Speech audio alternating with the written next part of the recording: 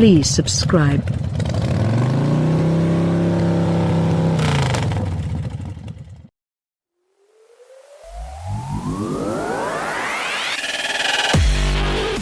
We've already sampled the Porsche 911 GTS in early left-hand drive form, but now we've got our hands on a right-hand drive model to see if it has what it takes to successfully bridge the gap between the standard 911 Carrera and the hardcore, track-focused GT3. As with the rest of the facelifted 991.2 range, the GTS is now turbocharged.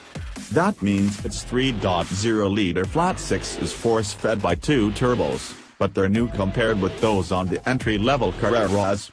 This ups power and torque to 444 bhp and 550 Nm respectively, the latter available from as low as 2,150 revolutions per minute right the way through to 5,000 revolutions per minute. In four-wheel drive guys with Porsche's 7-speed dual-clutch PDK transmission, as tested here, this makes the car devastatingly effective. Supreme traction lets you make the most of what the engine has to offer, but this also highlights one of the car's downsides. The unit doesn't have the same prompt and solid response as its naturally aspirated predecessor, and it exhibits a softer edge as you wait momentarily for the boost to build. It quickly finds its stride, however, and you'll need only 3.6 seconds to sprint from 0 to 62 miles per hour thanks to the PDK's launch control. And with the top speed of 191 miles per hour, there are no complaints about the performance, especially the explosive mid-range front. However, the turbo does rob the GTS of a little character. Now that all 911s bar the range-topping GT3 are turbocharged, there's less separation between models in terms of engine feel. The GTS still revs with the typical 911 hollow with the standard sports exhaust engaged, but it's the chassis that marks out this model from lesser 911s and its more focused cousins further up the range. For your 103,711 pounds, this Carrera 4 GTS gets standard Porsche adaptive suspension management, complementing the 20mm drop in ride height compared with a normal Carrera. PDK cars also get Porsche to work vectoring plus to improve agility, while if you want even sharper direction changes you can specify the brand's rear wheel steering for 1,592 pounds.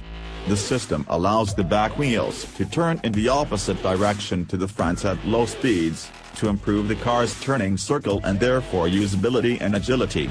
However, at higher speeds the rear wheels move in the same direction as the fronts to aid stability. It's at the top end where the adaptive dampers come in. In its normal setting the GTS has a taut ride, but with plenty of fluidity and composure given that it sits on 20-inch center-lock wheels. This setting is a beautiful compromise and feels like all you'll ever need on the road, balancing a more focused attitude while still retaining plenty of comfort. The sport setting firms things up, with the dampers controlling body and wheel movement with extra attention.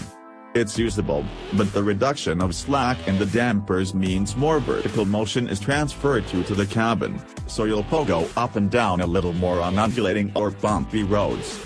As with all 911s, however, the GTS never feels like a handful, allowing you to exploit the car's rear engine bias. On the track the extra tautness is welcome, giving an even more direct response to your inputs and extra aggression in direction changes. It's here you can explore the GTS's lovely balance, too.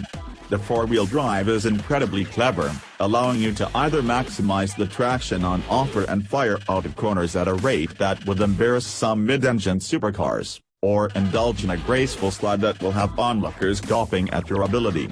Keep it neat and tidy, and cornering grip is immense. Our test car also had Porsche's 6,018-pound ceramic composite brakes, highlighted by the signature yellow finish to the calipers. While these offer fade-free stopping power that will see you straining against your seatbelt, for most the standard steel discs offer just as much performance and feel. Yet the GTS is not only a weekend vehicle. Practicality isn't such a big part of the buying decision with the sports car or supercar, but thanks to the 911's established 2+2 layout, a decent-sized boot and genuinely good visibility, it's incredibly usable for a model of its type. That said, while the rear has room for small children, tall kids will struggle. Alongside this, and just like in the other facelifted 911s, the new infotainment system and tweaked styling make the GTS even more appealing. Sat-nav and Apple CarPlay are both included as standard, too,